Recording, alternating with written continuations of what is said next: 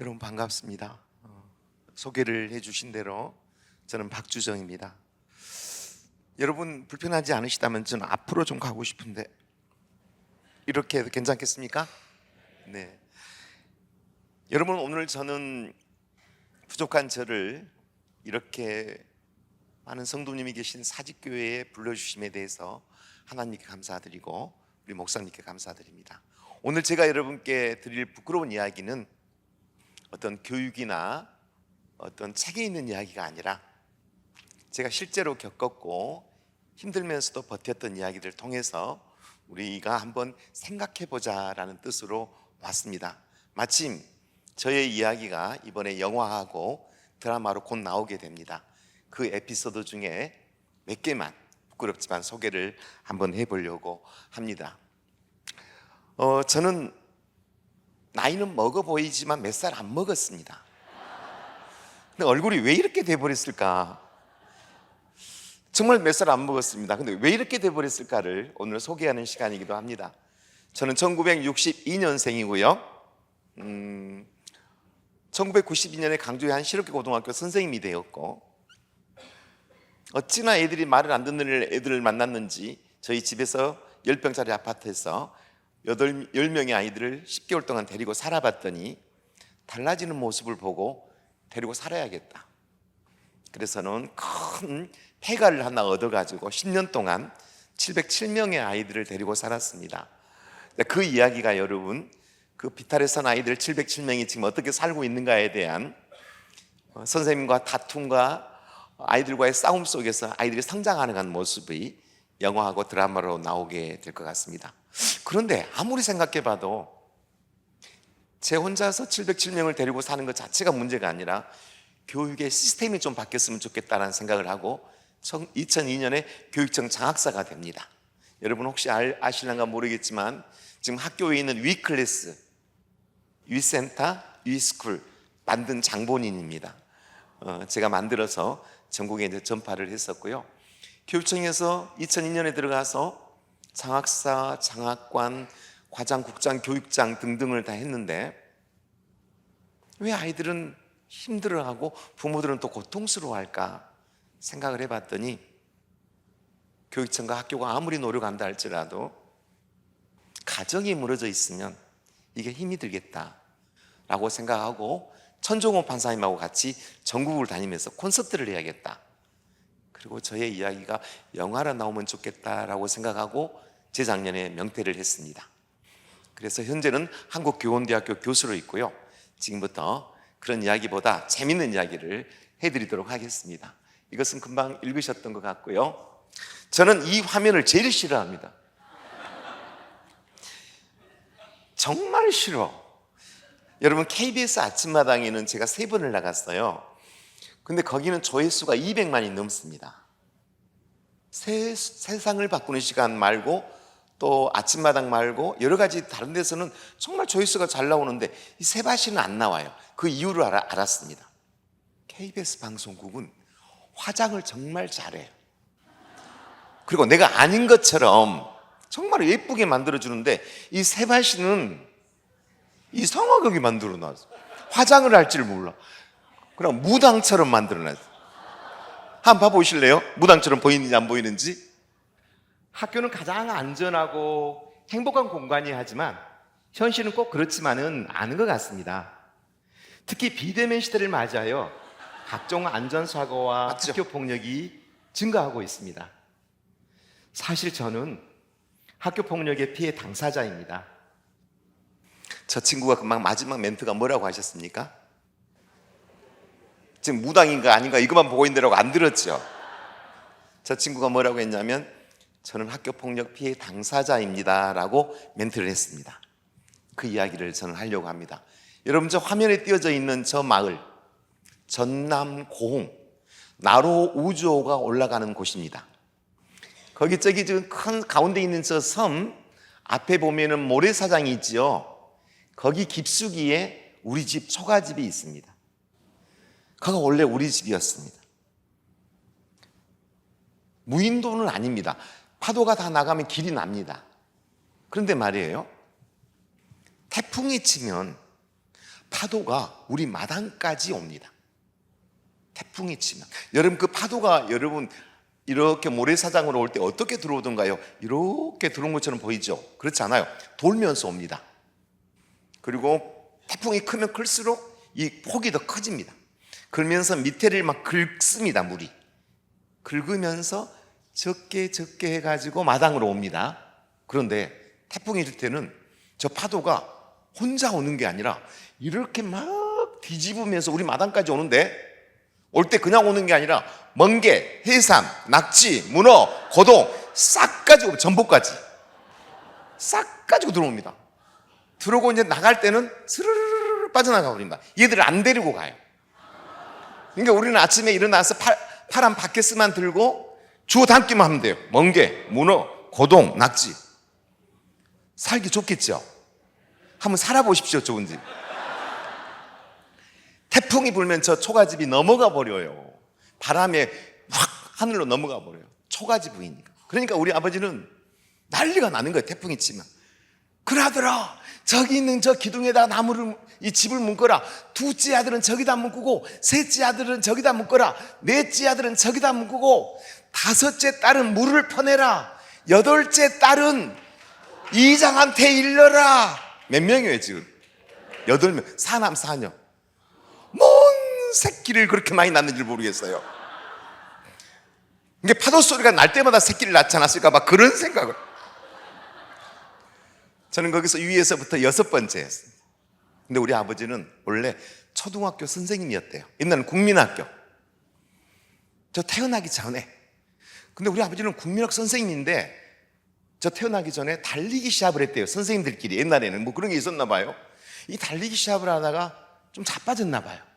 근데 무릎이 조금 금이 갔어요. 근데 병원에서 수술을 잘못해가지고 엉덩이까지 썩어본 거예요. 우리 아버지 나이 29살. 이게 다리 하나뿐만 아니라 엉덩이 반쪽까지 없는 장애인이 돼버린 거예요. 우리 아버지. 그때 우리 아버지는 저를 낳지 않았어야지. 저 위에 5명. 지금 같으면 학교 일로 쓰러졌으니까 공상 뭐 이런 게 하고 보상을 해줘야 되잖아요. 그때는 그런 게 없었어요. 아무것도 없고 선생님도 그만둔 거예요. 목발 2개와 다리 한쪽만 가죠. 그리고 이걸 고쳐보려고 저 논이랑 밭이랑 다 팔아먹어본 거예요. 그게 거지가 돼버린 거예요. 그러니까 어디 갈 데가 없어요. 너무 불쌍해. 마을에서 보니까 야, 저 애들이 너무 불쌍하다. 그러니 저 깊은 산속에 문중 땅이 있는데 거기 한 400평만 띄워주자. 저희들을 가서 파먹고 살으라고 그랬대요. 나 태어나기 전입니다. 그러니까 아버지가 다리 하나 없는 분이 목반을 찢고 5명을 데리고 부인을 데리고 깊은 산속으로 넘어가서 깽이와 삽으로 그 돌산을 팔려고 하니까 전부 돌이에요. 할 수 있는 방법이 없어요. 근데 우리 아버지는 한문하고 주산을 그렇게 잘했대요. 한문하고 주산. 여러분 주산 아시죠? 그래서 아버지는 뭘 생각했냐? 아, 저 고운 구내가 말입니다. 글을 못 읽는 젊은이들이 그때는 수글수글했대요. 한글을 못 읽는 사람들. 그래서 아버지는 서당을 차리자. 그리고 깊은 산속에다가 돌과 흙으로 크게 서당을 지어가지고 500명이나 되는 공군의 글을 못 읽는 젊은이들을 전부 밤에 낮에 불러 들여가지고 농한기 때 그 사람들한테 한문하고 주산을 가르친 거예요. 한문도 하늘천 따지 이런 걸 가르친 게 아니고 그 당시는 신문이 국한문 혼용체였답니다. 고개를 끄덕이면 연식이 된 겁니다. 국한문 혼용체. 그러니까 거기에 있는 한문을 전부 다 뽑아가지고 책으로 만든 거예요. 교육, 문화, 사회, 국회의원, 정부, 대통령 이런 실용 한문만 그걸 가르친 거예요. 펜으로 써가지고. 주산은 암산하고 주판 놓는 걸 가르친 거고요. 거기 산을 넘어가가지고 저를 낳은 거예요. 안 낳아도 돼. 나만 낳은 게 2명 더 낳았어 또 거기 가서. 그러니까 이렇게만 돼도 낳을 수 있나 봐요. 그런데 여러분, 저는 거기서 어렵게 살았지만 아버지가 젊은이들을 불러다가 10살부터 25살 청춘 남녀들을 불러다가 공부를 가르치니까 마침 저도 6살 때부터 아버지 다리 하나 없는 반쪽 무릎에 앉아서 그 형들하고 공부를 한 거예요. 한문 주산을 초등학교 들어가기 전에. 근데 이 공부 속도가 그 형들보다 훨씬 빠른 거예요. 왜냐하면 그 형들은 담배도 피워야 되고 술도 먹어야 되고 연애도 해야 되고 막 일도 해야 되잖아요. 근데 난 할 게 없으니까. 얼마나 잘했냐면 초등학교 1학년 들어갈 때 주산이 3단, 3급이 아니라 3단. 여러분 3단이면 네 자리 숫자 3,856, 7,896, 5,469 10자리를 눈으로 쭉 해가지고 합산을 낼 수 있는 실력이에요. 사실 초등학교 1학년 들어갈 때는 1 더하기 1은 2 막 이런 거 배울 때잖아요. 기억, 니은, 디귿, 갸, 거기고 막 이런 거 배울 때잖아요. 근데 이 아이는 네 자리 수를 암산을 할 수 있는 정도. 그리고 그 당시에는 애들이 코도 많았어요. 노란 코 이렇게 막 들어가고. 근데 그 코는 다 어디 갔을까요? 없어졌어요. 그죠? 어디 갔는가 모르겠어. 한문은 더 잘했대요. 그 형들보다 공부를 더 잘했는데 제가 7살 때 그 공부하러 오는 형들 누나들이 늦게 오니까 아버지가 다리가 없으니까 밖으로 못 나가는 거예요. 궁금하니까 나에게 물은 거예요.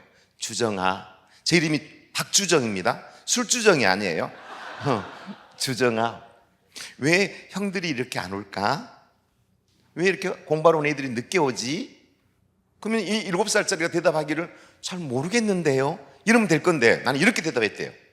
아버지, 형들과 누나들이 아직까지 안 온 것은 필시 무슨 곡절이 있는 듯 합니다. 곡절. 그러니까 너가 지금 뭐라고 했느냐? 곡절이 있는 듯 합니다. 그러니까 너 곡절이라는 단어를 한문으로 쓸 줄 아느냐? 그제 배웠지 않습니까? 그러면 써봐라. 그러니까 한문으로 곡절을 딱 쓴 거예요. 여러분 잘 못 쓰죠? 한문으로 곡절. 그러니까 아버지가 착각을 한 거예요. 천재다. 가르쳐야겠다. 라고 엄청 열심히 가르쳤나 봐요. 형들 누나들은 못 가르쳤어. 다리 때문에 이 애를 제대로 가르쳐야겠다라고 해서 정말 열심히 공부를 했던 모양이에요. 그런데 제가 5학년 때, 여러분 그 당시 시골에는요 학생들, 자녀들, 꼬맹이들이 우글우글 할 때입니다. 한 반에, 한 집에 막 5, 6명이 막 우글우글. 그러니까 한 반이 80명이에요. 그리고 한 학년이 6학년인데 한 학년이 6학년까지 6학년까지 있는 거예요. 그 큰 학교에 초등학교 선생님들이 제일 힘든 건 뭐냐? 맨날 월말고사를 봤어요. 그 월말고사를 보는데 그 많은 학생들의 시험 보고 나서 합계 평균 내는 게 너무너무 힘들어. 컴퓨터도 없고 계산기도 없고. 근데 이 학교는 걱정이 없어요. 슈퍼컴퓨터. 제가 5학년 때 5월말고사를 보고 다 집에 보리를 베러 가는데 교무실에 있는 누나가 올라와서 주정아 너는 가지 말고 1학년 1반부터 6학년 6반까지의 아이들의 성적 합계 평균 석사 좀 내주라. 선생님들이 하려면 오래 걸리는 너는 금방 하지 않니? 네 누나 나는 꼭 하세요. 그래서 1학년 1반부터 6학년 6반까지를 막 합계를 눈으로 주산도 필요 없이 하고 있는데 갑자기 제 성적이 궁금한 거예요. 다 100점이겠지. 시험 문제가 그때는 쉬웠어요. 눈이 내리면 눈사람, 비가 오면 우산 막 이런 거였어요. 이게 문제도 아니었어요. 그러니까 당연히 100점이죠. 그래서 5학년 1반 14번 내 걸 봤더니 점수가 잘못 기록되어 있는 거예요. 국어가 20점, 산수가 30점, 자연이 20점. 그 방 꼴등 점수인 거예요. 난 너무 깜짝 놀랐어요. 왜 선생님이 내 점수를 잘못 기록했을까? 그 소표를 들고 주판을 들고 1층에 있는 교무실로 갔어요. 담임선생님이 계셨어요. 아마 고무신을 신은 꼬맹이 32kg짜리 꼬맹이가 이렇게 종종종 갑니다. 선생님은 앉아 계시고 선생님 앉은 키나 내 큰 키나 똑같아. 선생님 제 점수가 잘못 기록되어 있습니다 라고 말했어요. 그러면 그 선생님이 어디가 잘못 기록되어 있니? 이래야 되잖아요. 근데 그걸 보지 않으시고 벌떡 일어나시더니 제 머리를 이렇게 움켜잡는 거예요. 그때는 머리가 있을 때 이렇게 움켜잡고 질질 끌고 나가는 거예요. 교무실에서. 그러니까 나는 막 울면서 막 끌고 나가듯이 교무실 문을 닫고 그 세멘트 백, 그 당시는 세멘트가 엄청 강한 세멘트 벽일 때입니다. 거기다가 머리를 계속 쳐박은 거예요. 그러니까 여기가 다 깨지고 코피가 줄줄 나고 선생님들이 나와서 그분한테 그러지 말라고 막 그러는데 그 선생님이 계속 그러는 거예요. 피를 얼마나 흘렸는지 모르는데 제 길을 잡고 이제는 끌고 교실로 올라가는 거예요. 3층 교실로 막 성큼성큼 올라가니까 난 피를 줄줄 흘리면서 올라갔네요. 올라가니까 교실 문을 딱 닫더니 뺨을 치는 거예요. 이 조그만 꼬맹이를. 이게 휘청 뒤로 또 휘청. 이 피가 본인의 옷으로 다 튀어. 근데 한 바퀴를 돌 대로 그렇게 때려. 그리고 안 쓰러지니까 발로 걷어. 그리고 쓰러뜨려. 그리고 발로 밟아. 그러니까 저는 울면서 주산을 들고 선생님 그러지 마세요 막 울어. 난 왜 만나지를 몰라. 주산을 빼앗아. 그리고 얼굴에다 쳐버려. 그게 주산알이 싹 쏟아져 버려. 그리고 나는 기절을 해버렸어요. 기절하다가 일어나니까 너무 아파 몸이. 그러니까 피가 너무 많이 흘려가지고 못 일어나. 미끄러져서 온 몸이 피야. 너무 아파. 그래서 울고 이제 우리 집에를 가. 산 2고개를 넘어야 돼요. 보리밭이 이렇게 피었어요. 보리가 노랗게 익었고 난 거기를 지나가. 장훈용 꽃도 피었고 피가 계속 뚝뚝 떨어져. 하늘을 봐. 그럼 입으로 계속 피가 넘어와. 이제 어지러워. 1고개를 넘고 2고개를 넘어야 우리 집인데 2고개 산 꼭대기에서 너무 힘이 들어서 우리 집을 쳐다보고 있었더니 우리 집에서 연기가 피어올라요. 연기가. 뭔고 했더니 그날이 우리 집 모내기 한 날이에요. 모내기 한 날인데 아버지는 다리가 없으니까 모내기를 하러 못 가고 엄마가 마을 사람들을 데리고 그때는 노부러 든다 그래요. 그래야 논에 가서 일을 하고 아버지는 다리가 없으니까 큰 솥단지에다가 마당에서 그 사람들 저녁 밥을 먹이려고 불을 떼고 있어. 나무로. 근데 저기서 내려온 애가 아버지가 불을 떼면서 보니까 아무리 봐도 자기 아들 같아. 산에서 내려온 아이가. 저 애가 아닌데 저 애가 왜 이렇게. 근데 가까이 오니까 자기 아들인데 온 피투성인 거예요. 그러니까 아버지가 깜짝 놀래가지고 착각을 한 거예요. 다리가 2개 다 있는 줄 안 거예요. 그리고 벌떡 일어난 거예요. 깜짝 놀라. 불을 떼다가 다리가 없으니까 목발을 짚고 일어나야 되는데 잊어버리고 벌떡 일어난 거예요. 어떻게 됐겠습니까? 쓰러져 버렸겠죠. 쓰러지면 다리가 없는 이쪽이나 뒤나 이렇게 쓰러졌으면 좋을 텐데 하필이면 불 속으로 들어가 본 거예요. 머리가 불 그렇게 이글거리는 불 속으로 들어가 버리니까 당황해갖고 살고 싶으니까 이래야 되는데 밀어내야 되는데 자기는 끌어들인 거예요. 지금 모르니까. 그러니까 팔이 막 들어가. 옷은 불은 다 붙여버렸고 난 오자마자 다리 하나밖에 없는 아버지 바지를 막 끄집면서 막 울면서 아버지 끄집어냈는데 온통 불이 다 붙어버렸어요. 빗자루를 가지고 막 쓸어내려도 안 돼요. 그리고 그 불에 붙은 것이 막 농이 막 떨어져. 온 얼굴로. 세상에. 그런데 여러분 부모는 그런 건가 봐요. 몸에 불이 붙었으면서도 자식밖에 생각이 안 난가 봐요. 불이 붙은 상태에서 목발을 짚고 나를 쳐다본 거예요. 다시 일어나서 누가 이렇게 때렸니? 누가 이렇게 때렸니? 미친 사람처럼. 선생님이. 이게 왜 때렸니? 모르겠어요. 이게 왜 때렸어? 모르겠어요. 근데 자세히 제 얼굴을 쳐다보니까 거기가 그 큰 주사날 3개가 박혀 있는 거예요. 나는 몰랐죠. 얼마나 아파 보였겠어요. 그러니까 하나를 떼려고 막 빼내는데 주사날이 잘 안 빠져요. 안으로 더 들어가. 간신히 하나를 뺐어요. 그랬더니 그 피가 아버지 바지로 품어져 가버리는 거예요. 그러니까 2개를 못 빼고 얼굴을 칭칭 감아놓고 화가 난 거예요. 목발을 짚고 얼굴이고 뭐이고 지금 다 불에 뒤어갖고 사람도 아닌데 다리 하나를 갖고 그 미친 사람처럼 그 산을 막 미친 사람처럼 올라가는 거예요. 짐승 같았어요. 화가 나니까. 저는 누워있고. 그런데 여러분 캄캄한 밤이 됐는데 엄마 논에 갔다 왔더니 밥은 다 타져버렸고 새끼는 피투성이가 돼 있고 남편은 없고 아무리 기다려도 아버지는 안 오고 그때는 전기가 안 들어올 때입니다. 시커먼 호롱불 시대. 그 깊은 산 속에 우리 집 하나밖에 없어요. 산 꼭대기만 쳐다보고 있는 거예요. 아버지가 언제 온가 보려고. 근데 안 와. 아무리 봐도 안 와. 그때는 시계가 없어서 몇 시인지도 몰라. 그런데 저 산 꼭대기에서 어떤 청년이 어떤 그 전기 같은 불이 그때는 전기불이 없어요. 남포등이라고 그게 막 쭉 우리 집으로 내려오는 거예요. 엄마 저기 아버지 오신가 봐. 엄마가 그러는 거야. 너가 아버지 아니다. 엄마는 안 보고도 어떻게 알아. 너가 아버지는 쩔뚝거리고 와야 돼. 저렇게 빨리 올 수가 없어.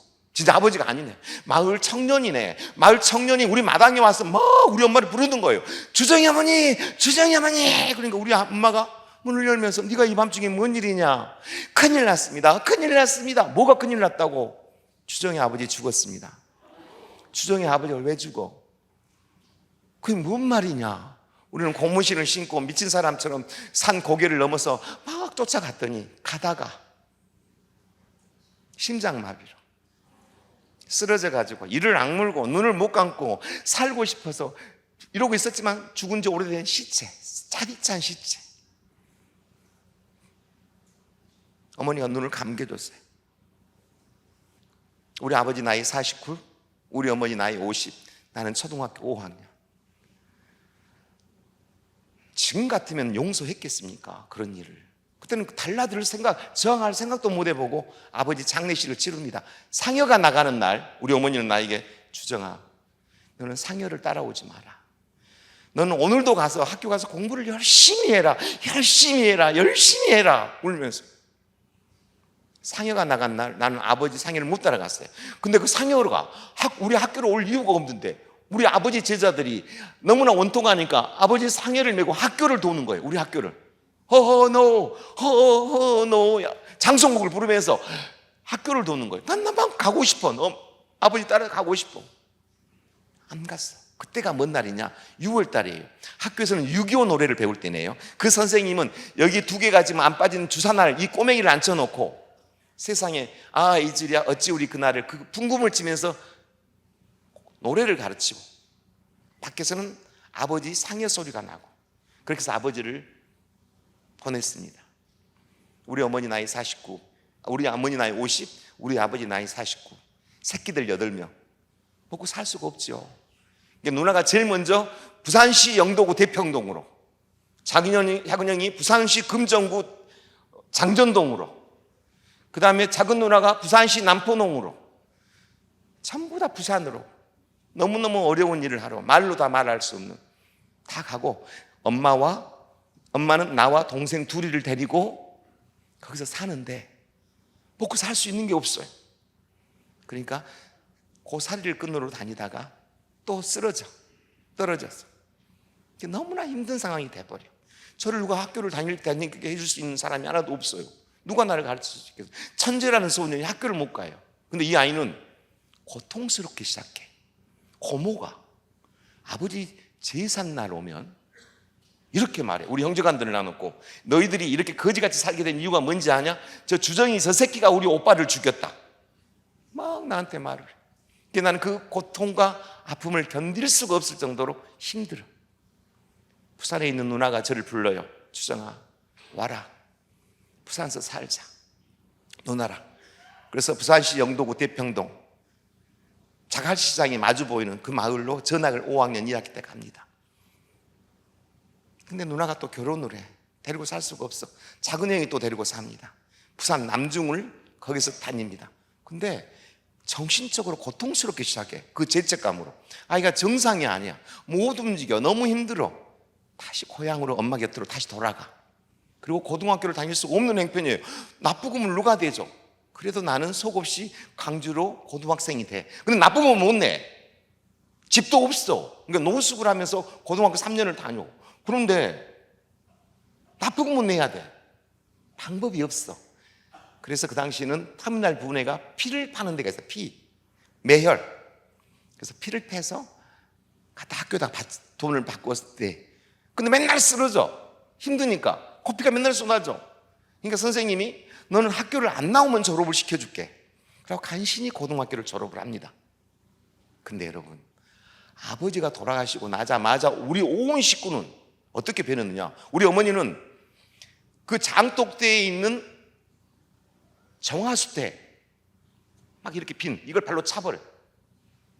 그리고 그 당시는 목사님이 안 계셨는데 그 마을에 전도사님이 계셨는데 우리 아버지가 돌아가시자마자 우리 엄마를 쫓아다녀. 그래서 나는 오해를 했어. 우리 아버지가 돌아가신 지가 얼마나 됐다고. 전도사님이 세상에 엄마를 저럴 수가 있느냐. 근데 엄마는 또 그분이 오면 막 도망다녀. 막 부끄럽고 연애한 것처럼. 그래서 내가 화를 냈어. 엄마 왜 그러고 다니세요? 저 전도사님이 교회에 오라고 한다. 가지 마요. 교회고 뭐이고. 이놈아 그러지 마라. 하나님한테 가기는 가야 하는데 부끄러워갖고 못 갈 뿐이다. 그럼 안 간다고 말하면 되잖아요. 근데 결국은 어머니가 교회를 가니까 나머지 나를 제외한 모든 형제가 아닌 내가 본 눈으로는 미친 사람이었어요. 밥도 늦게 먹고 뭔 기도를 그렇게 오래 하고 너무 힘들어. 아주 피곤한 사람들이에요. 그리고 내가 말 안 믿으니까 이놈은 큰일이 났다고 맨날 통성 기도를 하고 난 너무 싫어. 똘똘 뭉쳤어요. 우리 형제간들 하나님한테 무릎 꿇었거든요. 난 근데 안 믿었어요. 고등학교를 졸업하고 대학교를 마땅히 갈 데가 없어요. 왜? 고등학교 때 엉망으로 다녔으니까 성적이 없었겠죠. 근데 그 당시 전남대 공대에 특성화 공대라는 게 있어요. 납부금을 안 내. 나라에서 끼워줘. 그래서 전남대 공대 학원과를 갔어. 1, 2학년 때 공부 열심히 했어. 물론 집도 없어. 올 A 플러스를 맞았어. 근데 2학년 2학기 때 집이 없는데 너무 힘들어. 기거할 곳이 없어서. 근데 정문 앞에 정말 좋은 양옥집이 지어지더니 공고가 떠. 가정교사를 뽑는다. 얼른 응시를 했어요. 합격. 근데 알고 봤더니 그 집은 시골에 돈이 엄청 많은 사람이 그 집을 지어놓고 본인들은 올라오지 않고 고등학교 2학년 학생만 이쪽으로 전학을 보내서 이 가정교사가 이 아이를 먹이고 재우고 공부시키고 그 대신 월급을 3배를 주고 난 너무 좋아. 2층 집이 전부 나 혼자 써. 그리고 그 아이 고등학교 1학년은 혼자 1층을 써. 너무 좋아. 근데 문제가 생겨. 얘는 공부를 안 해. 점심때만 돌아오는데 혼자 온 게 아니라 많은 애들을 데리고 와. 그리고 대낮부터 술을 먹어. 담배를 피워. 그리고 담배불로 자기 손에 구멍을 뚫어. 살 타는 냄새가 막 위로 올라와. 너무나 공포스러워. 하지 말라고 몇 번 말해. 무시해. 3개월을 버텼는데 버틸 수가 없어요. 그래서 내가 할 수 없이 다이알 전화로 그의 어머니한테 전화를 합니다. 국성의 어머니, 나는 이 아이를 못 가르치겠습니다. 저 밀린 월급 3달치를 주십시오. 못 가르치겠습니까? 예, 못 가르치겠습니다. 나는 시골에 있으니까 당신은 월급을 주러 못 가니까 그의 애삼촌이 오늘 저녁에 갈 거예요. 그럼 그 애삼촌한테 월급 3달치 밀린 걸 받고 가십시오. 알겠습니다. 밤이 됐어요. 그분이 오더라고. 난 몰라요. 처음 봐요. 근데 술 냄새가 막 나요. 그래서 문을 열자마자 인사를 공손히 했어요. 근데 인사를 하다 보니까 어디서 많이 본 사람이에요. 세상에 그 사람이 나 초등학교 때 주산으로 때렸던 그 담임선생님인데 지금은 강주의 교감선생님이 돼갖고 있는 거예요. 10년 만에 만난 거예요. 가슴이 막 무너지게 막 뛰는 거예요. 너무너무 힘이 들었거든요. 저는 죽고 싶을 정도로 힘이 들었어요. 뭐냐? 내가 힘든 게 문제가 아니라 내 형제간을 이렇게 만들었다는 이유 때문에 난 너무 힘들었거든요. 그런데 우리 형제간들은 맨날 나한테 이렇게 이야기했어요. 주정아, 우리는 하나님을 믿지 않냐? 그 선생님을 용서해라. 그리고 그 선생님은 우리 형제간이 이렇게 사는 모습을 보고 얼마나 고통스럽겠냐. 용서해라. 이제 용서해야 된다. 기도하자. 맨날 이런 이야기를 했어요. 근데 나는 용서를 못했는데 나도 너무 힘이 들어서 용서를 하려고 있는 한 찰나에 나타난 거예요. 깜짝 놀랐죠. 그랬더니 그분이 나를 보자마자 10년이 됐는데 딱 쳐다보더니 너가 국성이 가정교사냐? 아주 쌀쌀맞게 네 선생님. 이 새끼야, 가르치려면 제대로 가르쳐야지. 가르치도 못하면서 무슨 월급을 주래. 이런 나쁜 새끼가 막 욕을 10년 만에 만나가고. 난 너무 어이가 없는 거예요. 그 선생님이 우리한테 얼마나 미안하냐는 것이 전혀 아니에요. 그래서 내가 선생님, 내가 누군지 아세요? 나 박주정이잖아. 5학 1반 1학기 때 우리 반이었잖아. 그리고 너 5학 2학기 때 부산으로 전학 갔잖아. 그밖에 기억이 안 나세요. 그럼 뭐가 기억이 나? 우리 아버지 기억 안 나세요? 너가 아버지 그때 죽었잖아. 그때 우리 아버지가 왜 죽었어요? 모르죠, 이 새끼야. 여러분, 저는 피가 거꾸로 솟았어요. 여러분, 솔직히 말해서 지금 이런 간증한 사람 입에서 욕이 나오면 안 되겠지만 여러분, 나 용서하고 싶지 않았어요. 정말 나쁘다는 사람 생각이 들었어요. 물론 월급도 안 줬고 난 쫓겨났고 욕만 먹고 나와서 그때부터 난 제정신이 아니었네요. 복수를 해야겠다. 공부고 뭐고 다 필요 없어. 복수해야 돼. 오직 이 생각으로 대학교 3, 4학년을 다니면서 공부를 다 망가뜨려버리고 폐인이 되다시피 했어요. 못 먹는 술, 못 먹는 담배 막 이러고 다녀버렸어요. 아주 엉망진창. 복수할 생각을 막 했어요. 그 아들이 경찰대학을 나왔다더라. 그럼 그 아들도 나만큼 고통스럽게 해야 되겠다 막 이런 나쁜 생각을 했어요. 근데 여러분, 저는 생김새만 이렇게 생겼지 마음이 너무 여려요. 여러분, 상추씨를 심어 놓잖아요.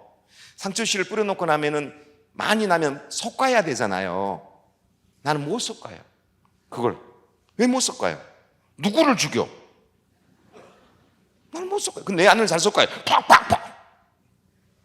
그렇게 어린 아이가 뭔 복수를 했겠습니까? 그러니까 나만 아파버린 거예요. 근데 여러분, 졸업하고 나서 어떻게 불행인지 다행인지 좋은 직장을 가게 됐네요. 서울 삼성 본사. 학원과 나온 사람 그가 제일 죽을 때예요. 어떻게 합격을 했어요. 근데 6개월밖에 못 다녀요. 너무 싫어, 세상이. 그때는 여러분 지역 감정도 엄청 많을 때입니다. 그만두고 서울역으로 나와. 뭐를 할까? 뭐를 하고 살까? 딱 떠오르는 생각이 났어요. 중이 되자. 중이 되자. 저는 여러분 딱 마음을 먹으면 바로 실행을 하거든요. 아까 저쪽에 있는 분이 하품을 2번 했는데 한 번만 더 하면 나는 아무 말 없이 가버리거든요. 그러니까 마음만 먹으면 바로 해. 중이 되자. 어디 중이 될까? 대학교 다닐 때 그 템플스테이 다녔던 그 절로 가자. 영광에 있는. 좋다. 기차를 타자. 7시 40분 밤기차가 있다. 탔다. 새벽 4시에 도착했다. 절로 들어갔더니 5시쯤 됐는데 스님이 종을 치고 있었다. 스님은 종을 치고 있는데 내가 이상한 사람이 나타나니까 깜짝 놀랐다. 스님들이 의외로 겁이 많아요. 내가 간첩인 줄 알고 깜짝 놀랐다. 근데 이분이 나한테 이렇게 물었다. 누군고? 그분들 꼭 고자를 붙인다 뒤에다가. 누구냐 안 그러고 고자를 붙여. 예, 세상을 적응을 못하는 학생입니다. 그렇게 말했어요. 뭘 어째? 세상 적응을 못하는 학생입니다. 그런데 왜 왔는고? 중이 되고 싶습니다. 딱 이렇게 말했어요. 단도직입적으로. 그랬더니 그분이 뭐이 되고 싶어? 얼굴이 지금 서로 안 보여요. 중이 되고 싶습니다. 함께. 중이 되고 싶어. 헛소리 하지 말고 저기 방이 하나 비어 있다. 제가 조금 눈을 붙였다가 해가 뜨면 가거라. 이 스님은 상담 능력이 제로예요. 제로. 뭐 검사를 해봐야 될 거 아니에요. 홀랜드 뭐 MNPI, MBTI 뭐 해봐야 될 거 아니에요. 그런 건 하지도 않고 잠만 자라고 해요. 잠이 안 오죠. 그래서 잠도 안 자고 이제 해가 떠서 그냥 나갑니다. 이제 나가면서 속으로 이런 생각을 했어요. 절이 여기밖에 없는 줄 알아? 이렇게 가는데 주의 스님이 나를 붙잡아요. 밥이나 먹고 가라. 배가 고파. 그 밥을 먹으러 들어갔더니 스님들이 18명이나 돼요. 근데 17명이 궁금해. 내가 누군가를. 그래서 큰 스님한테 막 물어. 저희가 누구냐고. 그러니까 이 스님이 뭐라고 말하냐면 어디서 도둑질을 한 놈인 것 같고 그 다음에 약간 머리가 돈 놈 같고 막 자기 마음대로 말해. 스님 아니라니까요. 이놈 조용히 해. 막 독재자예요. 독재자. 그러고 있는데 17명의 스님들이 뭐라 그러냐면 심부름 할 놈이 없으니까 이놈을 중을 시키자. 그러니까 스님이 너 중을 한번 해볼래? 어려운 길이다. 예, 초지일관입니다. 중이 됐네. 적성에 딱 맞아. 너무너무 좋아. 왜냐하면 18명의 중 심부름을 해야 되고 아침밥, 점심밥, 저녁밥 공양을 해야 하고 땔감 해야 되고 채맛밥, 빨래 다 해야 되니까 나 혼자 너무너무 바빠. 그러니까 2시간밖에 못 자. 그러니까 2시간 자고 일하고 2시간 자고 일하고 그러니까 잡념이 없어. 엄마가 있는지 없는지 아버지가 왜 돌아가셨는지 아무 생각이 안 나. 난 너무 좋아. 그리고 스님들이 제 머리를 만지면서 두상 모양이 중팔자다 막 그러면서 격려도 막 해주시고 한 4일째 됐는데 나를 스님을 만들어준 식을 하려고 밖으로 나오라 그러더라고요. 나갔죠. 여러분 옛날에 초등학교 의자가 이렇게 나무를 대갖고 만든 의자가 있을 때 거기 앉으라 그러더라. 앉았어. 거기다가 큰 거울을 놔놓고 하얀 가운을 입히더라고요. 아, 스님을 이렇게 만들어주나 보다. 그리고 앉아있는데 스님 만드는 식이 아니에요. 머리 깎아준 거예요. 근데 이 바리깡이 깎이는 게 문제가 아니라 녹이 쓸어가지고 이렇게 되지도 않아. 깎이는 게 문제야. 이게 접어지지도 않아. 이걸 갖고 깎는다고 깎는 게 아니라 머리를 막 뜯어. 너무 아파. 막 머리를 뜯어.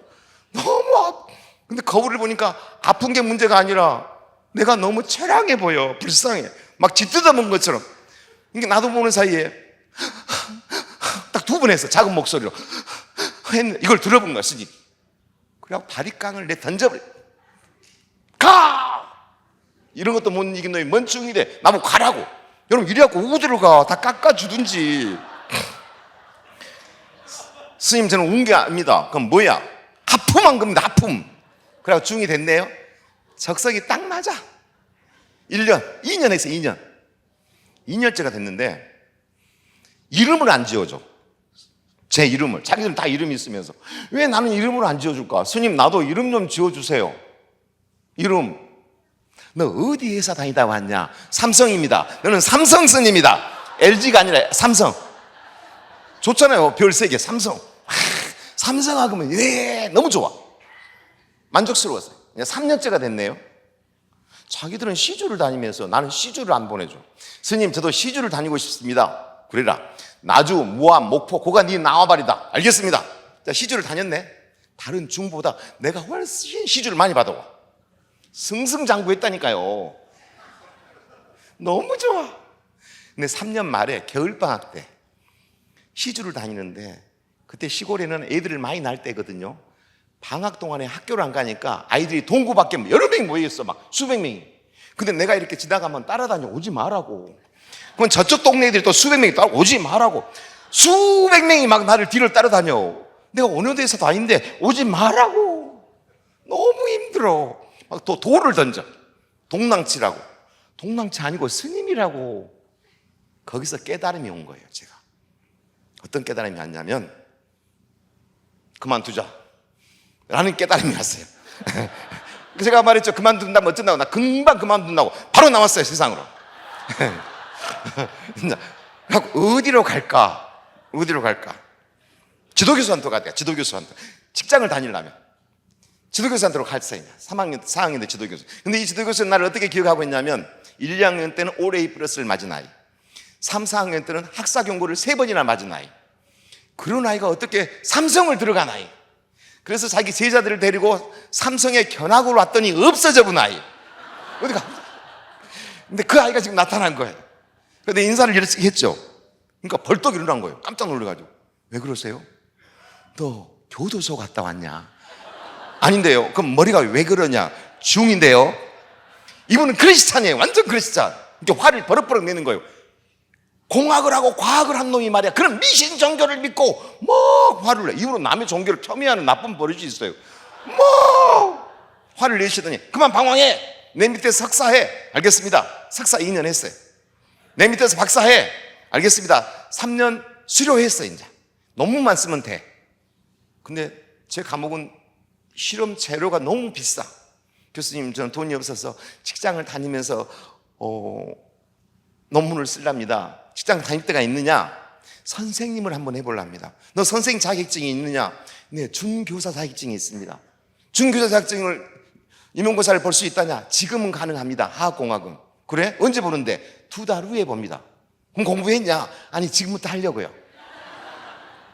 그래갖고 91년 하여튼 12월 달부터 공부를 해가지고 2월 달에 시험을 봤어요. 92년 합격. 화학공학 정규교사. 강주 시내에 있는 학교 중에 기술, 가정 다 가르칠 수 있으니까 350개 학교 중에 어디 학교 발령이 나면 돼. 어디로 발령이 날까 기다렸어요. 그랬더니 공부 제일 안 하고 엉망진창인 공고, 너무너무 어려운 아이들이 다니는 학교로 딱 발령이 나는 거예요. 난 잘 됐다. 하나님이 잘 보낸 거다. 왜? 불쌍하고 어려운 놈들, 꿈도 희망도 없는 놈들 정말 상처 없이 사랑해주고 안아줘야지. 그리고 딱 갔어요. 92년 3월 2일 학원과 2학년 일반 담임, 처음으로 아이들을 만났어요. 근데 사랑해 줄 수가 없어요. 한 반이 50명인데 5명 앉아 있어요. 아침 조회 때. 그래서 시계를 봤죠. 시계는 맞아. 그래서 제일 앞에 놈한테 물었어요. 야, 애들이 왜 이렇게 안 왔냐? 딱 이랬어요. 그랬더니 얘가 고개를 옆으로 쫙 돌려버리는 거예요. 얼른 깨달았죠. 아, 반말을 해서 그런가 보다. 그 말을 얼른 올렸어요. 학생 미안해요, 반말해서. 근데 애들이 왜 이렇게 안 왔대요? 딱 이랬어요. 그랬더니 얘가 벌떡 일어나고 나를 딱 꼬라보는 거예요. 그래서 내가 왜 꼬라보세요? 딱 이랬어요. 그랬더니 그놈이 나한테, 학교 안 온 걸 왜 나한테 물어보세요? 나는 왔잖아요. 안 온 놈들한테 물어보세요. 할 말이 없었어요. 그래서 다른 반 교실을 가봤어요. 갔더니 다 그 정도 앉혀놓고 아침 조회를 하는 거예요. 이상한 학교가 다 있다. 그리고 하루를 지켜봤더니 그 학교가 어떤 학교인 줄 알았어요. 그 학교는 학교를 있잖아요. 오는 시간이 9시 온 놈, 10시 온 놈, 11시, 오후 4시 반까지 계속 와요. 하루 종일. 하루 종일 다니고. 그러니까 하루 종일 온 게 문제가 아니에요. 또 하루 종일 또 집에를 가요. 하루 종일. 그러니까 하루 종일 오고 가는 학교예요. 뭔 자유학기제인가 봐요. 난 너무 이해가 안 돼. 근데 애들이 이해가 된 게 아니라 선생님들이 이해가 안 돼. 그걸 보고 아무 말도 안 해. 근데 나 물어봤어요. 선배님, 왜 우리 학교 애들은 하루 종일 오고 간답니까? 박 선생님 우리 학교에 대해서 말 안 해줬구나. 예, 우리 학교는 뭐 어떤 학교예요? 우리 학교는 말이야, 강주 시내에서 인문계시 이렇게 다 떨어지고 오갈데 없는 애들 있잖아. 꼴등짜리들을, 그들 다 모이고, 또 전남 전북에서 꼴등이 다 모여서 전체가 다 꼴등이야. 근데 학생 수가 총 2,000명인데 1,000명 정도 학교 나와. 그리고 500명은 가출했어. 그러면 선배님 어떻게 해야 되나요? 어머, 가만 놔둬. 뭘 하려고 하면 다 도망가 보니까 그냥 보고만 있어야 돼. 선배님 말이 안 되지요. 열심히, 안 돼 하면 더 도망가 본다니까. 난 나쁜 선배라고 생각했어요. 그리고 나 그날부터 열심히 아이를 사랑해 줘야겠다 생각을 하고 들어갔어요. 근데 두 번째 날 새 교과서를 나눠주는데 가방이 비어 있는데도 가방에다가 책을 넣지 않고 끈으로 묶는 거예요. 왜 가방은 비어 있는데 끈으로 묶을까? 보고만 있으라 해서 보고만 있었네요. 하교하면서 소각장에다 다 버려버려. 이름도 안 쓴 책을. 아, 사람이 아니구나. 세 번째 날 판서를 하면서 막 수업을 하는데 이상한 소리가 들려. 이상한 소리가 들려서 뒤를 돌아봤더니 얘들이 입술이 다 삐뚤어져 있어요. 이렇게. 그리고 침이 이빨 사이로 넣는데 입술은 이쪽으로 비어 있는데 침은 이쪽에서 나와. 완전 멋있어. 뱉지 말라고. 뱉지 말라고. 전부 다 뱉지 말라고. 전부 다 아, 장애구나, 장애. 이건 공부를 시킬 일이 아니라 습관을 가르치라고. 습관을 가르치려면 아침 조회하고 종례 갖고는 안 되겠다. 하루 종일 애들하고 붙어 있어야겠다. 그러려면 아침 일찍 애들 오기 전에 제일 먼저 교실에 가 있자. 그리고 한 놈 들어오면 딱 상담, 두 놈 상담, 세 놈 들어오면 상담. 그리고 아침 조회를 다른 분은 10분 하는데 막 난 20분. 그리고 쉬는 시간에도 얼른 내 수업 들어갔다 우리 교실에 들어가서 쓸어주고 닦아주고 창문 열어주고 침 닦아주고 또 두 번째 시간 하루에 8번 들랑들랑 종례 시간에도 다른 반은 10분이면 종례를 하고 보내는데 난 막 2시간 동안 애들하고 막 이야기를 하고 열심히 했네요. 정말 품에 안으려고. 그랬더니 애들이 변한 거예요. 목사님 어떻게 변했을까요? 학교를 안 와버려. 학교를 안 와버려. 아예 학교를 안 오고 학교를 온 놈들은 남한테 막 대들어 막 그래서 이게 부하가 걸렸나 봐. 그러니까 다른 선생님들이 말했잖아. 가만히 있으라고. 그렇네요. 그럼 어찌해야 됩니까? 가만히 있어 그냥. 하나씩 해야겠다. 내가 너무 많이 한 번에 하려겠다. 하나씩 해야겠다. 제일 중요한 건 애들이 종례 시간에 거의 안 남아있고 도망간다. 11시에 제일 많이 도망간다. 다른 건 다 빼고 못 가게 막자. 그리고 교문 앞에 써 있었어요. 말로 하기 싫으니까 뒤에다가 썼어요. 도망가기만 해봐라. 그리고 늦게 온 놈들은 아무 말도 안 해요. 그냥 늦게 와도 오니까 인풋이니까. 아웃풋 못 도망간 놈만 막어. 이렇게 3주 동안 막았더니 애들이 못 도망가. 그러니까 그 많은 애들이 교실에서 와글와글하고 교육과정이 운영이 되든 안 되든 뭐가 돼. 막 된다. 근데 선배들은 안 된다 했잖아. 되잖아. 막 이런 자부심이 생기기 시작했어요. 선배들은 해보지도 않고 안 된다게. 그러고 있는데 교무실에 있는 선배가 나를 부르는 거예요. 박 선생 왜요? 자네 지금 거기서 뭐해? 애들 못 가게 막고 있잖아요. 이리 와봐. 왜요? 내가 자네한테 보여줄 게 있어. 갔어요. 뭘 보여줄 건데요? 이리 따라와봐. 그리고 나를 데리고 가는데 학교 뒷담으로 데리고 가. 학교 뒷담으로 가봤더니 하얀 교복을 입은 개미 새끼 수백 마리가 담을 타고 피난을 가고 있어요. 수백 마리가. 이게 보인가 안 보인가? 보입니다. 왜 그런다고 생각한가? 제가 앞에 막고 있으니까 그런다고 생각합니다. 오늘 잡게요. 아니 잡지 마. 넘어갈 때 가만 놔라. 얘들 다 넘어가고 나더니 나를 데리고 오래요. 이리 와서 이 애들 넘어간 벽돌 담을 두드려 보래요. 두드려 봤죠. 왜요? 이거 아무 힘도 없네. 10명만 넘어가도 무너지고 낭떠러지가 10m네. 다 죽네. 자네 왜 그렇게 무모한가? 너무 가슴이 덜컹하더라고. 큰일 날 뻔했어요. 다 몰살하게 생겼어요. 너무나 놀래갖고 교실에 들어와서 이제 포기를 했어요. 안 되겠구나. 이것은 내가 할 일이 아닌 것 같다. 그래 얘들아 학교 안 와도 괜찮다. 도망가도 괜찮고 너가 마음대로 해라. 대신 하나만 지켜주라. 하나만. 그게 뭔지를 아냐면 침은 뱉지 마라. 침 때문에 더러워서 걸어다닐 수가 없어요. 막 미끄러지고 가래춤 그때 우리 집이 어디 있냐? 그 학교로부터 200m 떨어진 곳에 주공아파트 10평짜리 사골세집. 그게 우리 집이었어요. 아내하고 딸하고 나하고 서희 살 때예요. 초등학교 3학년 딸. 10평짜리 아파트니까 방이 하나밖에 없잖아요. 그러니까 잠을 같이 자잖아요. 근데 나는 잠을 자면 잠을 잘 때부터 아침에 일어날 때까지 잠꼬대를 해요. 근데 똑같은 말을 계속해요. 앉으라고, 가지 마라고, 뱉지 마라니까. 앉아, 가지 마, 뱉지 마. 이 말을 전형리 하는 거예요. 그러니까 내 아내가 싫어해. 다른 말 좀 해봐, 다른 말. 너무 힘이 들어, 너무. 침은 뱉지 마라. 침은 뱉. 얘들은 말로 하면 안 되겠다. 그냥 미안하게 만들어주자. 그러면 침을 계속 뱉어라. 그럼 나는 아무 말 안 하고 계속 닦아준다. 이제 다른 건 다 필요 없다. 침만 못 뱉게 하는 걸 버릇을 잡아야겠다. 하루에 아침에 오면은 밀걸레 10개를 빨아요. 그리고 다른 거 아무것도 안 해. 하루 종일 복도, 교실, 뱉어도 아무 말 안 해. 복도, 교실. 수업 시간은 수업할 필요가 없어. 계속 뱉으니까. 그냥 막 뱉어도 아무 말 안 하고. 그러니까 한 3주 동안을 그렇게 닦아줬더니 달라진 거예요. 목사님 어떻게 닮아졌을까요? 침 뱉는 속도가 빨라졌어요. 칙칙칙칙칙칙칙칙칙. 그래서 내가 물어봤어요. 왜 그러냐고. 그랬더니 선생님만 보면 집 생각이 난대요. 거기서 나는 너무너무 지쳐버렸어요. 그래서 침을 뱉어도 아무 말 안 하고 있으니까 발을 듣는 거예요. 선생님 여기 침 뱉었어요. 닦으세요. 그러니까 또 저쪽에 있는 애가 또 뱉으면서 여기다 뱉었어요. 닦으세요. 오리처럼 발을 다 드는 거예요. 다. 애들이 이제 나를 보면 발을 들면서 침을 뱉어요. 그리고 복도를 다니면서 그러고 있는 거예요. 거기서 나는 견딜 수 없는 분노를 느끼고 1년을 못 마치고 12월 2일 날 또 사표를 썼습니다. 못 견디겠어. 그리고 이 사이에 누가 제일 밉냐? 그걸 냅둬버린 선생님들이 미웠고, 그 아이들을 그렇게 키운 부모가 미웠고, 본인이 미웠고, 난 너무 싫어. 사표를 냈어요. 보따리를 싸고 집에 왔어요. 그러니까 내 아내가 보따리를 보고 이게 뭡니까? 그만뒀습니다. 왜 그만뒀습니까? 나는 선생이 아닌 것 같습니다. 그러면 다른 분들은 뭔 선생이랍니까? 이 여성분이 이렇게 말을 해요. 일단 그 여성분 얼굴 보여줄게요. 그렇게 말하면 안 되지요. 당신이 잠을 못 자고 힘들어하는 모습을 봤습니다. 얼마나 힘이 드셨습니까? 그리고 학위도 받고 그랬으니까 다른 데로 가시면 되죠. 이렇게 일을 해야 되잖아요. 근데 뭐라고 하냐면 참 무책임하시군요. 막 이런 말을 해. 근데 제가 이분한테 대들 수가 없어요. 누나예요. 누나 한 살 더 드셨어요. 아무도 말도 못하고 12월 2일 날 그만두고 이제 며칠 지나니까 우리 큰딸이 아빠 우리는 뭘 먹고 살아요? 막 이런 소리를 하기 시작해요. 사골새집이잖아요. 근데 이걸 뭘 먹고 살아요? 이 말도 이 아이의 단어가 아니에요. 지금 엄마가 한 거예요. 담배야 우리는 뭘 먹고 살 거나 이 단어를 이 아이가 한 거예요. 그런 말 하면 안 되죠. 이 여성분은. 그래서 대학교 교수가 되려고 막 원서를 쓰는데 안 받아주네. 스펙이 없다고. 그런데 제 과목은 희귀 과목이잖아요. 화학공학. 근데 한 명을 뽑는 거예요.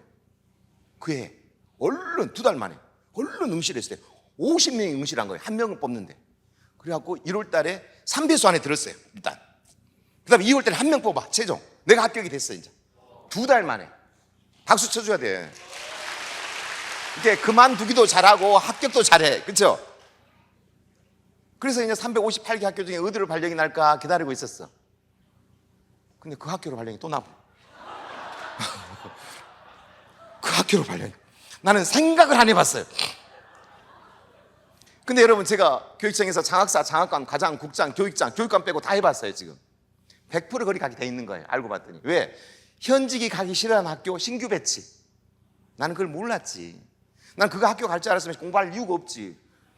그럼 갈 수가 없지. 2달 전에 그만두면 어떻게 가? 근데 내 아내가 결정해 주셨어요. 눈 감고 다녀라. 이제 눈 감고 갔어요. 아 창피해 죽겠어 아주. 막 이러고. 그러니까 가니까 교무실에 있는 선생님들이 막 일어나고 박수를 막 치는 거예요. 그래갖고 어디 앉아야 될까? 그러고 서 있었더니 여기 자리 안 뺐어. 그냥 앉아. 네네. 앉으려고 하니까 어떤 선생님이 앉지 말고 우리 궁금한 게 하나 있어. 뭔데요? 우리는 사표를 쓴 줄 알았는데 휴직을 했는가? 막 이러는 거예요. 그리고 있으니까 좀 있으니까 2달 전에 2학년 애들이 3학년 올라간 우리 반 애들이 막 교무실로 또 몰려와가지고 선생님 학교 왜 왔어? 그만뒀잖아. 조용히 해. 근데 안 가라고. 이게 왜 왔냐고. 가라고. 창피해 죽겠어. 근데 또 2학년 담임을 맡겨줘요. 고등학생은 2학년이 제일 말 안 들어요. 또 그 반 담임이 됐네요. 만나봤더니 사람이 아니에요. 작년 애들은 얘들이 비하면 엄청 훌륭해. 그래서 눈을 감고 다니기로 했어 이제. 절대 선생 안 해. 그냥 아침에도 일찍 안 가. 8시 반에 가. 그리고 가만 앉아 있어. 아무것도 안 해. 그리고 교실에 갈 때도 복도를 안 쳐다봐. 더러우니까 이렇게 가. 이렇게. 그리고 아침 조회를 할 때도 출석을 안 불러. 그냥 체크만 해. 몇 명 안 되니까. 박장수 그러면 네? 목소리도 듣기 싫어하죠. 그리고 수업할 때는 절대 뒤를 안 돌아봐. 계속 분필을 가지고 반사를 해. 계속 절대 안 봐. 그리고 종을 치면 막 이렇게 가버려. 이렇게. 이렇게 안 봐. 안 봐. 그리고 종례도 안 해. 그리고 집에를 가버려. 그러니까 우리 반이 그 학교에서 제일로 개판. 엉망진창.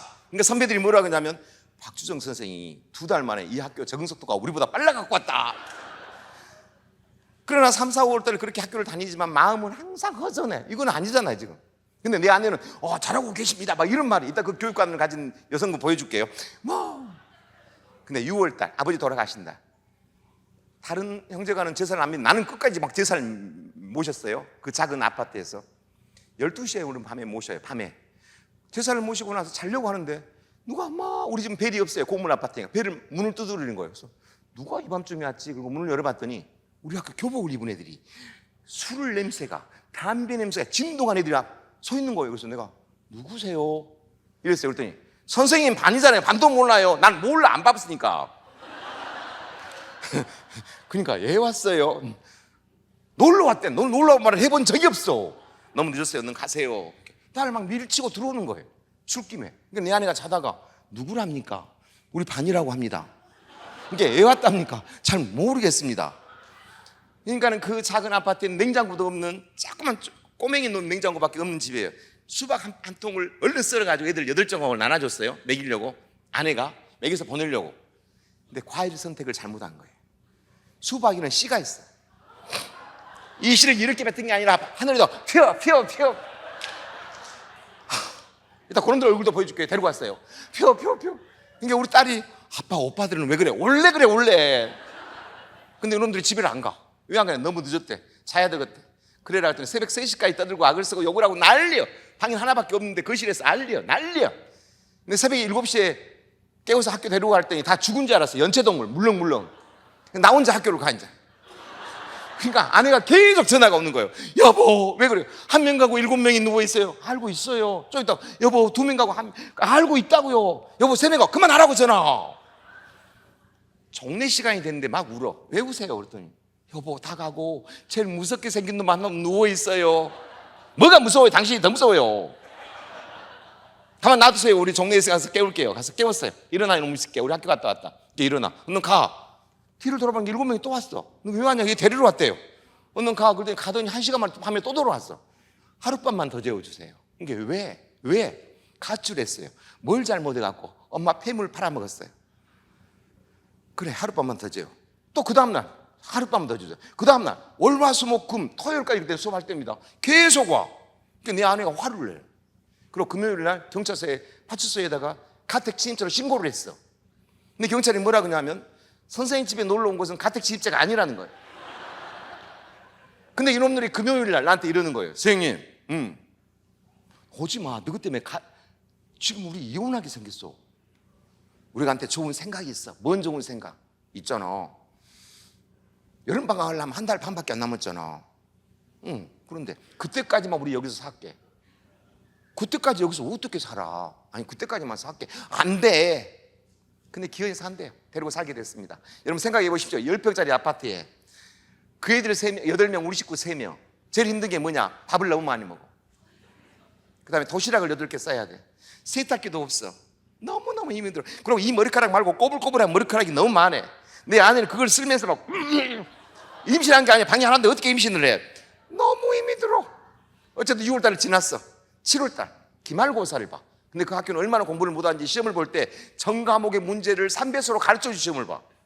3배수로. 그리고 문제를 안 받고 바꾸면 틀려보니까.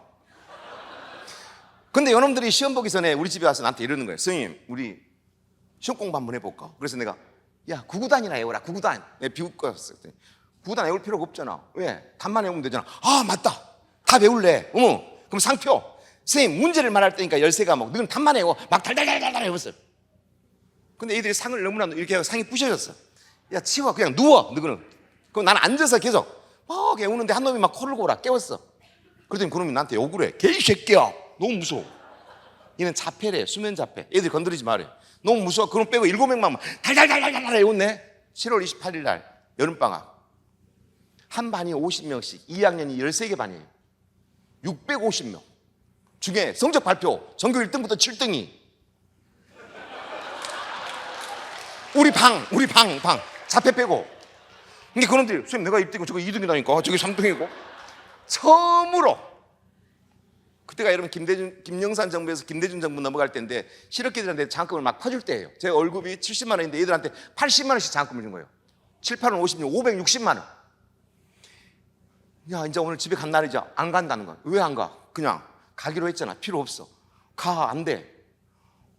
아내가 걱정이 돼요. 아내는 엄청 싫어해. 먼저 가서 말했어요. 여보 그 애들이 방학 동안에 안 간다고 합니다. 약간 떨어져서 말씀드렸어요. 그랬더니 내 아내가 이러는 거예요. 난 안 갈지 이미 알고 있었어요. 난 말을 잘못 못 알아먹는지 알고 그 애들이 방학 동안에 집에 안 간다고 그러더라니까 나는 안 갈지 이미 알고 있었다고. 그럼 데리고 살 건가요? 할 수 없죠 뭐. 이미 변해 있었어. 그 이유가 뭐였냐면 뒤에 알았는데 어질고 치우지 않는 게 애들하고 성향이 비슷해. 내 아내는 안 치워 뭘. 그리고 옷을 아무데나 벗어나도 안 주워. 막 넘어다녀 내 아내는. 그러니까 안 다퉈. 그리고 두 번째는 내 아내는 다른 사람들이 자기 신랑 흉을 보는 걸 좋아해. 근데 내 애들이 막 내 흉을 같이 봐. 우리 쌤은 학교에서 왔다 갔다 하니까 ADHD야. 뭐 집에서 왔다 갔다 하잖아. 막 이렇게 같이 흉을 봐. 데리고 살았습니다. 여름방학입니다. 더욱 힘듭니다. 학교를 안 가니까. 어느 날 한 아이가 새벽에 자다가 욕을 합니다. 그래서 왜 욕을 그렇게 잠꼬대를 하냐 깨웠더니 잠꼬대가 아니래요. 그럼 나한테 욕한 거냐? 아니래요. 그럼 누구한테 욕한 거냐? 선생님, 우리가 살고 있는 주공 아파트가 총 8개 동이잖아. 7개 동이잖아. 그래. 근데 왜? 이 7개 동에 사는 사람들이 우리를 몰라보는 것 같아. 뭘 몰라봐? 우리가 1등부터 7등이라는 걸 몰라보는 것 같아. 자긍심이 생겼는데. 자네 모르지. 그걸 어떻게 느꼈어? 인사를 해도 인사를 안 받아줘. 그럼 어쩌라고? 내일 아침에 일어나서 7개 동에다가 들어간 입구에다 방을 붙여줘. 뭐라고? 1502호에서 살고 있는 애들은 전교 1등보다 7등이 살고 있다. 알겠다. 다 붙여줬어요. 여러분 이따 나옵니다. TV에. 다 붙여줬더니 얘들이 거기를 들락날락 계속해 막 자기가. 그리고 걸음걸이도 뭔가 좀 달라지고 침도 몰래 뱉고 담배도 숨어서 피워. 그리고 또 변화가 있어요. 새벽에 일어나서 어디를 달려. 그리고 점심 때 와서 밥 먹고 또 어디로 달려. 알고 봤더니 나는 그 애들이 80만 원 쓰려고 갤러가로 오락실에 다닌 줄 알았어요. 어느 날 들어오게 막았어요. 너희 새끼들 공부한다는 사람 치고 80만 원 갖고 오락실 다니니까. 아닌데 어디 다니냐? 아르바이트 다니는데. 그리고 돈 80만 원 있는데 뭔 돈이 더 필요하냐? 부족한데. 이제 얘들은 뭐뭐 돼서 뭐뭐 필요합니다 이런 말 못해. 아닌데 긴데 부족한데. 그러니까 돈이 있는데 왜 아르바이트를 다니냐고. 그랬더니 한 놈이 선생님 우리는 수능을 볼 수 없잖아. 근데 그 수능을 왜 봐? 못 봐. 보면 되지. 그러니까 한 놈이 기초가 없잖아. 왜 나한테 화를 내? 그래서 우리는 대학을 수능을 안 보고 특차로 가려고. 어디 대학을 가려고? 인하공대. 웃어볼 뻔했어요. 제가 공부를 잘한 줄 알아. 그래서 거기를 어떻게 갈 건데 인하공대를. 그랬더니 주머니에서 신문지를 오래된 걸 보여준 거예요. 선생님 봐봐. 동아일보. 인하공대 40명 특차 모집 요강. 맞네. 1. 실업계 고등학교 학생으로서. 우리 실업계잖아. 2. 내신 성적 7% 이내인 자로. 우리 지금 1%잖아. 3. 기능사 자격증을 많이 딴 자. 그럼 기능사 자격증을 많이 따야 되겠네. 그래서 우리는 아침에 가서 주유소에서 일해서 70만 원 받고 장학금 80만 원 하나도 안 쓰고 150만 원 갖고 점심 먹고 새벽까지 7군데 자격증 학원 다녀. 지금도 다녀? 지금 다니고 있잖아. 여러분 방학 동안에 그렇게 다녀. 아하, 내가 아이들 보는 눈이 달랐구나. 2학기 중간고사를 봐. 저게 정말 끝까지 갈까? 내가 걱정이 돼. 2학기 중간고사에서 시험 잘 봐야만 저게 유지될 텐데. 시험 3일 보기 전에 내가 물었어요. 너가 2학기 중간고사에서 1등부터 7등 나면 선생님이 운암동 시장에 가서 소주하고 낙지 사줄게. 1등부터 7등 날 수 있겠냐? 당연하지. 선생님 사줄 거야. 나는 사줘. 근데 어떻게 1등부터 7등 나? 답만 외우면 되잖아. 맞다. 2학기 중간고사를 봤네. 1등부터 7등이 아니라 3명이 올백. 별것도 아니고 문제를 안 바꿨으니까. 그래도 우리 애들로서는 대단한 거잖아요. 교육 벗어. 바로 가자. 내가 사줄게. 그들 데리고 갑니다. 사주고 싶었어요. 이따 봐보세요. 나보다 훨씬 늙어 보여요. 하고 있는데 전화 벨이 울려. 박주성 선생이죠. 네, 당신 북경찰서로 빨리 뛰어와야 되겠습니다. 누군데요? 경찰서요. 왜요? 당신 애들 8명 잡아놨어. 알겠습니다. 얘들아, 우리 반 애들이 뭔 8명 잡혀있단다. 얼른 갔다 올게. 그동안에 여기서 놀고 있어. 오락실에. 이따 왔다 와서 술하고 낙지 사줄게. 선생님 천천히 갔다 와. 북부경찰서 갔네. 얘들 8명이 무릎을 꿇고 있네. 경찰이 뺨을 때리고 있네. 우리 반이네. 나는 화를 냈네. 왜 때리냐고. 그 사람이 내가 누구냐고 묻네. 당신이 오라고 했지 않냐고. 담임이라고 했더니 그 똥통학교 담임이냐 그러네. 그러니까 왜들 왜 때냐고 그랬더니 물어보라네 직접. 왜 맞냐 그랬더니 실습 시간에 쓰는 영수철 스프링을 그거 가지고 북부경찰서 주차장에 세워져 있는 경찰 오토바이 3대를 스프링으로 시동을 걸어가지고 8명이 경찰 오토바이를 3명이 나눠 타고 3개 나눠 돌아다니. 잘 타버려. 잡힌 걸. 그러면 부모한테 전화하지 왜 나한테 전화했습니까? 경찰한테 물었더니 부모한테 전화했더니 제발 좀 집어넣으라. 포기한 애들. 그럼 어쩌란 말입니까? 오토바이를 많이 파손이 됐다. 얘들 풀어줄 테니까 내일 부모를 데리고 와라. 알겠다. 풀어주세요. 얼른 가. 내일 부모 오라고 그래. 경찰 오토바이를 다 훔치냐 이놈 새끼들아. 그리고 나는 집에 와서 잠이 들어버렸네. 뭘 잊어본 거예요? 술 사준 걸 잊어본 거예요. 자고 있는데 새벽에 베개를 누가 발로 차는 거예요. 베개로. 그 애들은 술 살자고 기다렸는데 안 오니까 집에 와보니까 내가 누워있는 거예요. 화가 나니까 얼굴을 못 차고 베개를 차는 거예요. 뻥쟁이 일어나. 우리 몇 시간 기다렸는지 알아? 난 너무 위험해갖고 미안해. 왜 안 왔어? 깜빡해버렸어. 왜 깜빡했어? 오토바이 훔친 새끼들 때문에 그 경찰이 나보고 그 학교를 없애버리라 그러잖아. 그것들 때문에 화가 났구나. 다음에 사줄게. 안 먹어. 화가 나버렸어. 그래서 내가 할 말이 없어. 야, 그 8놈 사람 좀 만들어봐라. 할 말이 없어. 내가 그랬거든요. 그랬더니 그놈들이 선생님 걱정 마. 우리가 이미 사람 만들었어. 얘들은 사람 만든 건 때리거나 윽박지른 거거든요. 벌떡이 났어. 거기들 때렸냐? 안 때렸는데? 그럼 어떻게 사람 만들었냐? 오토바이 훔친 놈들이 우리 오락실로 왔더라고. 그래서 어떻게 사람 만들었어? 선생님, 이 집에 살고 있는 놈 중에 저놈 빼고 7명은 사람이 돼버렸잖아. 뭔 사람이 돼? 1등부터 7등. 근데 오토바이 훔친 놈 8명은 사람 지금 안 됐잖아. 그래서 우리가 그놈들한테 말했어. 뭐라고? 우리 7명은 사람이 됐으니까 내일 이 집을 나가고 너희 8명 내일 들어오라고. 이게 들어온다고 하더냐, 이게 들어온다고 했다는 거예요. 그날 정례를 하고 집에 가봤더니 자폐는 누워있고 7명은 보따리를 싸고 있고 오토바이 훔친 놈 8명은 들어오려고 있고, 이게 내 아내가 이걸 쳐다보고 이게 지금 뭡니까? 간단하게 말했어요. 멤버 교체입니다. 그럼 저희들은 어떤 놈들입니까? 오토바이 훔친 놈들입니다. 그럼 우리 집에는 뭘 숨겨야 됩니까? 저희들은 오토바이에는 훔치지 않습니다. 그래서 7명 나가고 8명 들어오고 1명 나가고 이제 9명, 우리 식구 3명 또 삽니다. 10월, 11월, 12월, 1월, 2월 똑같이 변합니다. 시험 볼 때 다 배우고 기능사 자격증 학원 다니고 전교 1등부터 15등이 우리 방이고 부모들이 관심을 갖고 완전히 변하고, 이거다. 이건데 그러면 데리고 살아야겠다. 근데 이 집은 너무 좁다. 뿐만 아니라 여기 살 수 없는 이유는 누가 투서를 한다. 고액과외를 한다고. 고액과외를 한 적이 없다. 근데 경찰이 맨날 와서 문을 열어보고 고액과외 한다고 문을 열어본다. 너무 귀찮다. 근데 3일 정도 왔다 갔다 하더니 안 한지는 않았다면서 나를 보고 경찰서로 오라고 한다. 따라간다. 당신이 과외 안 한 건 알고 있지만 투서에 조서는 써야겠다. 가자. 근데 우리 방에 있는 애들이 따라온다. 9명이. 따라오지 마. 너는 걱정 마. 선생님 혼자 갔다 올게. 근데 계속 따라오네. 오지 마라니까. 그런데 계속 따라오네. 내가派出所 문을 알고 안으로 딱 들어가려고 하는데 한 놈이 경찰한테 욕을 해본 거예요. 야, 짭새! 우리 선생은 실력이 없었고 과외도 못한다고. 야, 나 공학 박사요. 그러니까 그놈들은 내가 잡혀가니까 너무 싫은 거야. 난 잡혀 들어간다. 애들은 못 들어온다.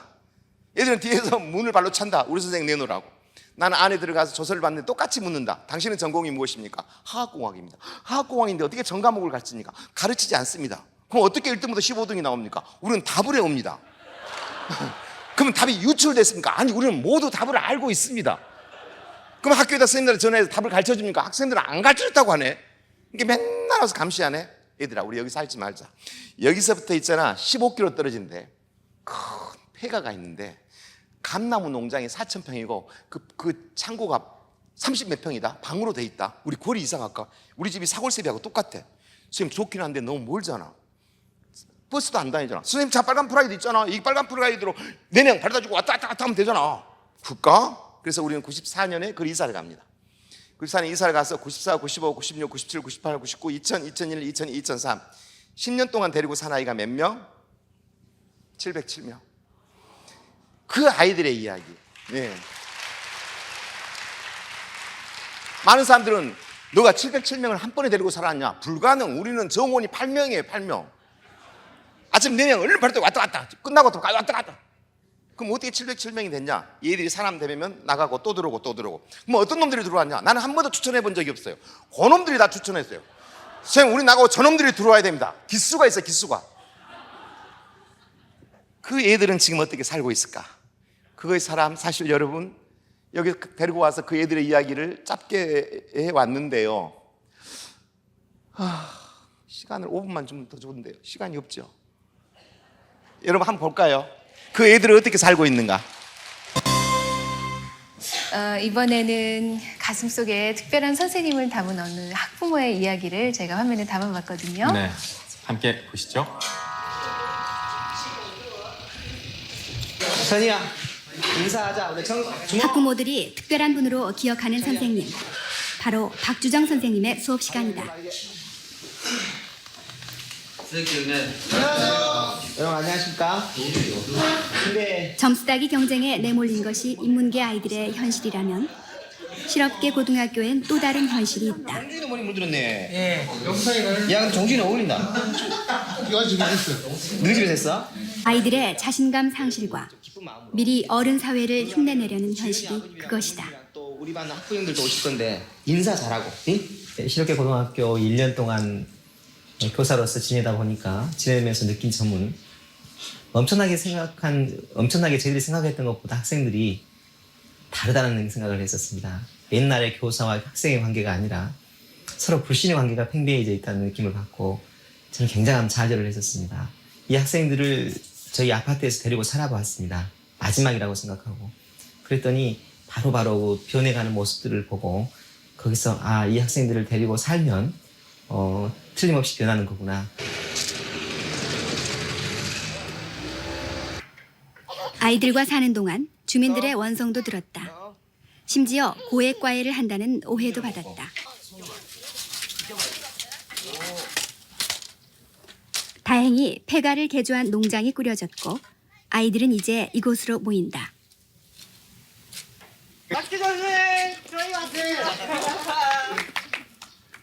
선생님의 아파트에서 함께 생활했던 7인방은 이곳에 자주 들리는 선생님의 단골 손님들이다.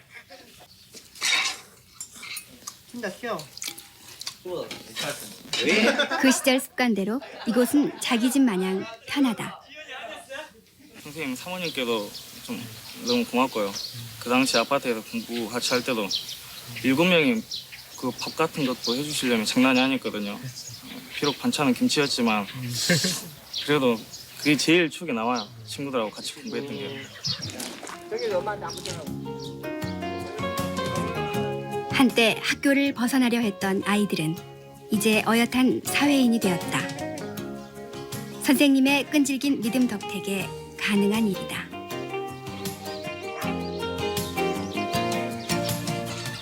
콩나물에 물을 주다 보면 물이 다 흘러가 버리고 콩나물이 크지 않을 것처럼 보입니다만은 그 물이 다 빠진 것처럼 보여도 끊임없이 물을 주다 보면 언젠가는 콩나물이 그렇게 무럭무럭 자라나는 모습을 보고 정말 우리 학생들을 기르는 것은 콩나물에 물 주듯이구나 라는 생각이 너무나 버뜩 떠올랐습니다. 왜냐하면 우리는 조그만 그 학생들에게 노력을 하고 나서 어떤 가시적인 효과가 나오지 않는다고 불평하고 변함이 없다고 더 이상 저희는 가르칠 수가 없다고 등등의 많은 이야기를 합니다만은 이 친구들이 군대를 갔다 온다든가 어떤 사회적 환경에 접하고 난 다음에 그 모습을 보면 그 예전의 모습을 너무나 다른 정말 훌륭하게 성장한 모습을 보고 아 정말 콩나물에 물 주듯이 라는 마음을 갖고 우리는 학생들을 교육해야겠다라는 생각을 늘 갖게 되었습니다. 그래요. 정말 콩나물 교육론을 우리에게 몸으로 보여주신 박주정 선생님 나오셨는데 네. 힘들지 않으세요? 저렇게 학교에서 아이들을 가르치는 것은 물론 비뚤게 나가는 아이들을 데리고 사신다는 게. 우리 그만 화면에 나왔던 친구들은 비교적 좋은 쪽의 친구들입니다만 사회적으로 격리되었거나 조직 폭력이라든가 또는 그 여학생 같은 경우에는 보도집에 있었던 아이들도 있었고요. 이런 아이들을 참 어렵게 해서 그 폐가로 데리고 와서 1주 내지 2주 길게는 뭐 2달, 3달 같이 살다 보면 잘 커나간 것처럼 보이다가도 또 어느 한순간이면 무너져 버리고 그랬을 때 그 허탈함이라는 것은 누구한테 말할 수가 없지 않습니까? 많은 사람들이 누가 너 그걸 하라고 그러더냐. 저희 집에서도 마찬가지로 당신 그렇게 괴로워하려면 보려고 하느냐 하지만 그걸 어디다 말할 수 없지만 그 순간순간들이 지나고 나서 해가 지나면 그 아이들은 성숙해갖고 돌아옵니다. 그래서 그 순간에 우리가 좌절하지 말고 기다리면 언젠가 우리가 그 아이들을 끈을 놓지만 않는다면 반드시 다시 돌아온다는 생각을 갖게 되었습니다. 네. 가장 기억에 남는 제자 한 번만 소개해 주시겠습니까? 그렇죠. 기억에 남는 제자는 좋은 기억일 수도 있고 나쁜 기억일 수도 있습니다. 하나의 기억 같은 경우에는 나쁜 기억입니다만은 사회적으로 굉장히 그 폭력으로 일괄돼서 징역을 한 6번, 7번 갔다 온 친구인데 그 아이를 데리고 살게 되었어요. 근데 그 친구를 데리고 살 때는 처음부터 옳고 그름을 가르칠 수는 없습니다. 우선은 서로 좋아해야 됩니다. 그러려면 그 친구의 이야기를 다 들어주고 지 비를 맞히는 게 한 일주일 걸립니다. 그리고 난 다음에 그 친구들이 스스로 말을 하고 이야기를 함으로써 앞으로 살아왔던 것과 앞으로 살아갈 것을 이야기하지 처음부터 너 그렇게 하면 안 돼. 그것은 옳지 않은 길이야. 이 이야기를 할 수가 없지 않습니까? 근데 이 친구는 한 2달 정도까지도 마음을 열지 않았어요. 물론 이 친구는 어머니 집 나가시고 아버지 그 알코올 중독이고 누나 그 유흥 시점에 나가서 집에 안 들어오고 자기는 처참하게 어디 살 수가 없는 아이입니다. 그러니까 우리가 생각하면 내가 됐더라도 저럴 수밖에 없지 않을까라는 그런 친구인데 한 2달 정도를 그렇게 잘 지냈었어요. 근데 하루 날 저녁에는 제가 잠이 갑자기 들었는데 같이 잠을 자죠. 목이 이렇게 막 아파요. 그래서 눈을 떴더니 목을 조르더라고. 죽인다고. 그래서 굉장히 막 목소리가 안 나오죠. 그래서 근데 눈빛을 보면 그 친구가 나를 죽이려고 그러는 것인지 아닌지를 알지 않습니까? 그래서 만류를 했죠. 그러지 말라고. 그랬더니 그 친구가 울어요. 어째서 그러느냐? 내가 그랬어요. 나는 잘할 수가 없고 앞으로 버렸다고 생각하는데 선생님이 자꾸 너는 잘할 수 있고 앞으로 계획을 이야기하고 남자의 의리가 있는데 나갈 수가 없다는 거예요. 차라리 그냥 선생님이 죽어버렸으면 좋겠대요. 그러면 선생님이 자기에 대한 기대에 대한 배신감을 안 가질 것 같아서 나갈 것 같다고 목 놓아 울었어요. 그리고 나서 밤새는 울었습니다. 둘이 시민들이 울 때는 참 대성통곡이라고 봅니다. 오직 했으면 그 애가 저렇게까지 했을까 싶을 때 그랬을 때 그리고 나서 며칠간 지가 방황을 하더니 다시 돌아와서 선생님 공부를 다시 한번 해보랍니다. 그래서 2분의 1 더하기 3분의 1을 2분의 1 곱하기 3분의 1을 구별을 못합니다. 고1이죠 그때가. 그래서 반신반의했는데 돈을 달라 그래요. 30만 원을. 무한대수량에 붙지 말고 달라 그래서 그러자 그랬더니 책을 사왔어요. 책을 사와서 자기가 수능 공부를 시작을 하겠답니다. 그럴 수 있겠느냐 그랬더니 해본다고 그래요. 그러더니 학교 갔다 오면 하여튼 아이들 방에서 앉아 있어요. 잠을 언제 잔지를 모르겠어요. 근데 저녁에는 막 아우성을 쳐요. 악을 써요. 안 되니까 공부가. 막 울고 불고 아우성 치고 땅을 치고 그래. 저걸 견뎌낼 수가 있을까? 그리고 옆에서 아주 긴장된 모습으로 쳐다보고 있죠. 저러다가 자살하다 해버리면 어쩔까? 그걸 이겨내더라고요. 그걸 이겨내고 6개월 만에 그 학교 전체에서 1등이 나요. 과에서. 그러니까 아주 의지죠. 아무것도 모르는데 다 애우다시피 해요. 그러더니 수능 공부를 해서 그 아이가 해군사관학교를 갔습니다. 그래서 해군사관학교를 갔어요. 그 아이가 2년 전에 전화가 왔어요. 선생님 나 주례 좀 해주라고 해서. 그래서 해군 함정에서 하얀 제복 입고 제가 주례를 봤습니다. 그래서 너무너무 이제 데이지요 그때 당시는 너무너무 즐거웠던 그 기억이 있고요.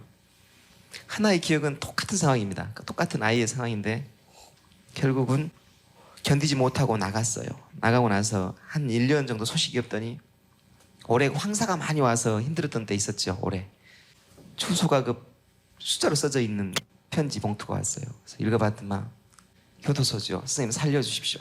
저 징역 16년을 받았습니다. 조직 폭력에 못할 짓을 다 하고 다니는 거예요. 살려주십시오. 이제는 왜 내가 이렇게 밖에 살 수 없었는지 선생님 죽을 것 같습니다. 살려주십시오. 살려주십시오라는 이야기만 계속 쌓고 왔어요. 그래서 빨리 그 답장을 보냈습니다. 살려주마. 어떻게 하면 살려주느냐. 근데 또 답장이 왔어요.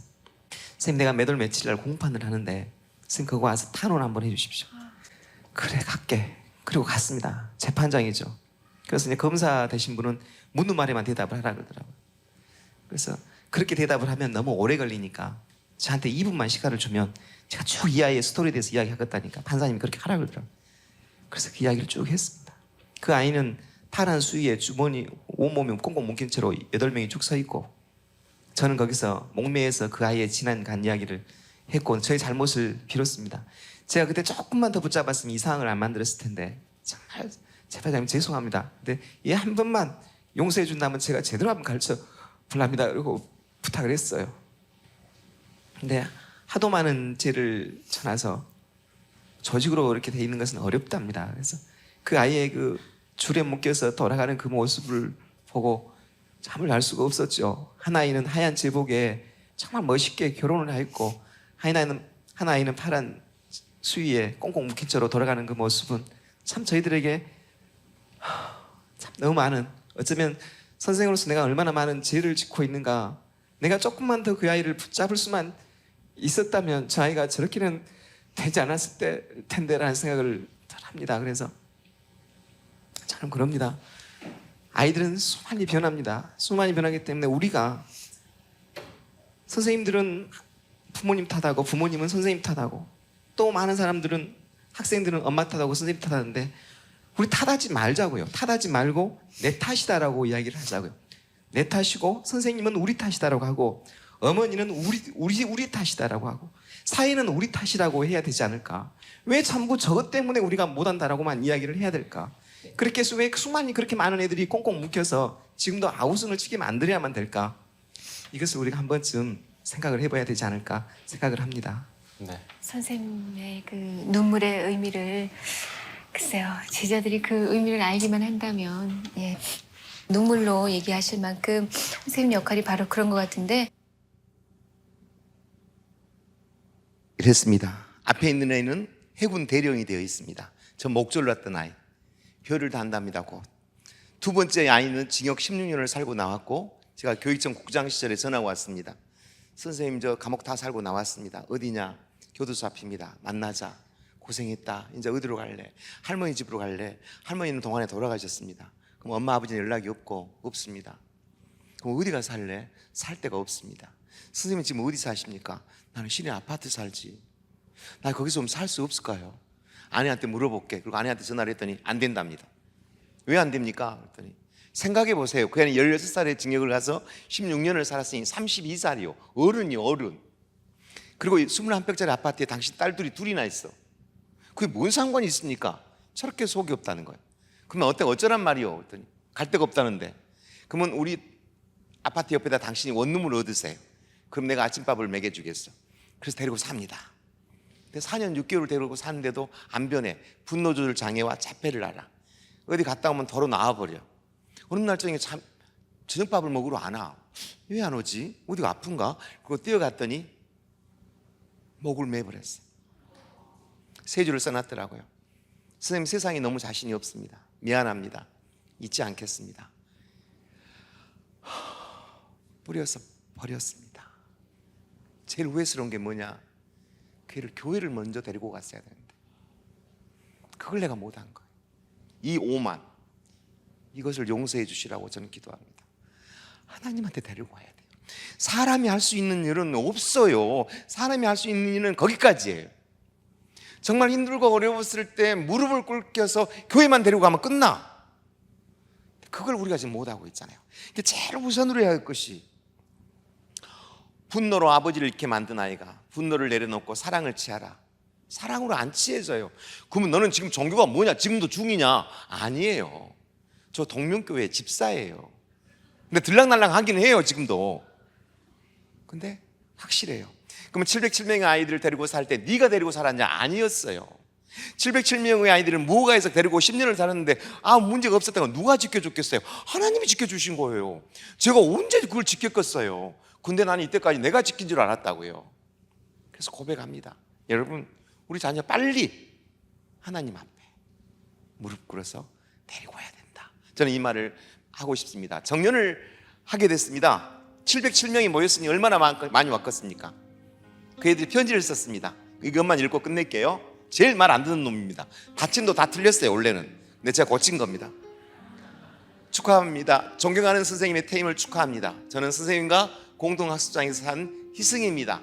그때는 특별하게 꿈도 희망도 없던 시절 선생님께 많은 가르침을 받은 제 인생에 잊을 수 없는 순간들로 가득 차 있습니다. 선생님은 저희들을 깨우는 일부터 하루를 시작하셨죠. 아무리 소리쳐도 일어나기는커녕 대꾸도 없는 우리를 수백 번 한결같이 깨워서 아침을 먹이고 도시락을 싸고 학교로 실어 나르셨죠. 그 차를 잊지 못합니다. 빨간 프라이드. 저희들을 10년 동안 싣고 다니느라 주행기록 54만 킬로. 어느 날 하굣길 그 차는 수명을 다하여 패밀랜드 고개를 넘지 못하고 숨을 헐떡였고, 우리들은 그 차를 밀고 집에까지 왔지만 결국 폐차장으로 보내면서 함께 울었던 정들었던 빨간 프라이드. 선생님, 저는 지금도 빨간 프라이드를 보면 걸음을 멈춰 한참을 보게 된답니다. 선생님, 부모조차 포기했던 707명의 아이들을 선생님은 왜 품으려 했을까요? 선생님이 아니었으면 우리는 지금 어떻게 되었을까요? 기억납니다. 함께 살았던 명길 선배가 사고를 쳐서 재판장에 서게 된 날, 선생님은 밤잠을 이루지 못하고 명길이를 살려달라고 눈물로 호소하셨죠. 싸늘한 검사의 구형을 듣고 절규하며 쓰러진 선생님을 부축했던 그날을 기억합니다. 쌀이 떨어지고 부식비가 없어서 선생님의 큰딸 담비의 돌반지를 전당포에 맡기고 양동시장에서 쌀과 오뎅, 팬티, 양말을 사가지고 돌아온 날을 기억합니다. 아이들이 경찰 오토바이를 훔쳐서 부품에 쳐서 잡혀있을 때 경찰관에게 애원했던 영화 같은 그 장면을 모두 기억합니다. 선생님의 책, 선생 박주전과 707명의 아이들을 읽었습니다.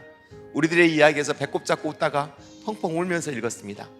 그러나 선생님, 이 책에는 우리들의 사연이 1000분의 1도 안 되는 것을 압니다. 707명의 아이들과 10년을 같이 살아온 영화가 극적인 삶이었으니까요. 우리와 함께 살았던 707명 중 규철이 선배가 교도소에서 나와서 마음 잡고 식당을 하다가 실패하고 먼 세상으로 가던 날, 선생님의 오열을 잊지 못합니다. 굽이 닳은 흙 묻은 구두, 헤어진 양복, 언제든지 서버리는 고물자 프라이드, 비파의 넥타이 몇 개로 살아온 선생님.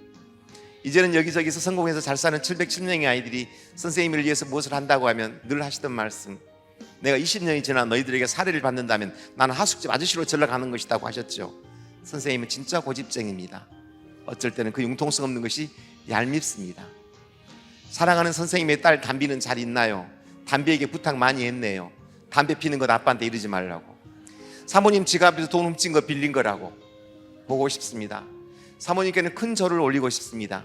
철없는 선생님은 뻔한 월급을 우리에게 다 써버리고 빈 통장인데 뭔 통장이 항상 마이너스냐고 싸우는 그날을 우리는 기억합니다. 속 없는 남편 때문에 더디게 사람 되어가는 우리를 보면서 얼마나 힘이 드셨을까. 소풍 가는 날 사모님께서 선생님 몰래 구깃구깃한 1,000원짜리 몇 장 나눠주시면서 미안해 하시던 어머니 같으신 분, 쌀값이 없어 예상으로 쌀을 사시던 그날을 기억합니다. 선생님과 싸우시고 사모님 가출한 날도 기억합니다. 그리고 저희는 그때가 그립습니다. 고민이 있을 때 선생님과 걸었던 해질녘 시골길 농가밭, 영산강에서 비 맞으며 낚시하고 한지꿀에서 벌거벗고 수영하던 밤, 공부한다고 배 깔고 누워서 만화책 돌려보던 그 시절, 선생님이 정년을 하고 대학으로 가신다 들었습니다. 부르미 재단을 만들어 전국의 아픈 아이들을 살리겠다고 들었습니다. 전국 공연과 강의를 다니실 거라고 들었습니다. 선생님 연세도 상당합니다. 걱정이 됩니다. 선생님 건강이. 그리고 선생님의 빈 통장 때문에 노후도 걱정이 됩니다. 언젠가 우리들이 선생님에게 물었지요. 선생님의 꿈이 무엇이냐고. 박주정은 한평생 비탈에 선 아이들이 살다 갔다라고 묘비명에 쓰고 싶다고요. 원하시던 묘비명과 꽃상여는 저희들이 잊지 않고 준비하겠습니다. 선생님은 철없는 우리 아빠였고 친구였고 히어로였습니다. 감히 말씀드립니다. 잘 사셨습니다. 오래오래 잘 계셔 주십시오. 존경합니다. 감사합니다. 권희승 얼림. 이렇게. 여러분, 부끄러운 사람입니다. 그렇지만 저는 또 오늘 여러분께 우리 아이들 하나님 앞에 무릎 꿇긴과 두 번째는 교회 선생님들, 아이들이 대들고 악쓰는 모습이 다라고 생각하지 마십시오. 그 애들은 살고 싶어서 절규하고 화를 내는 것입니다. 살려달라고 애원하는 것입니다. 그 안에 깊숙이 들어가지 않고 얘는 버릇이 없어, 얘는 하나님도 어떻게 할 수 없어라고 포기하지 마십시오. 하나의 영혼을 구하는 것은 이 지구를 살리는 것보다 더 중요하다고 저는 생각합니다. 우리 교수님께서 그 역할을 저는 해주실 거라고 생각을 합니다. 저는 저의 책이 나와서 영화하고 드라마로 나옵니다. 아는 데는 몰라도 우리 목사님한테 약속합니다. 영화 첫 번째 나올 때 오늘 나오셨던 이분들에게만 영화 티켓을 드리도록 하겠습니다. 꼭 받고 저의 책은 학교에서라든가 한번 읽어보면 아이들이 큰 도움이 될 겁니다. 용기를 가질 것이고, 정말 부모가 아이를 포기하고 싶을 때 어떻게 해야 할 것인가에 대한 이야기들이 재밌게 되어 있습니다. 선생 박주정과 707명의 아이들은 S24시라든가 뭐 교부라든가 어딘지 배달까지 해주시니까 한번 읽어보셨으면 좋겠다고 생각합니다. 이 모든 영광을 하나님께 돌립니다. 감사합니다.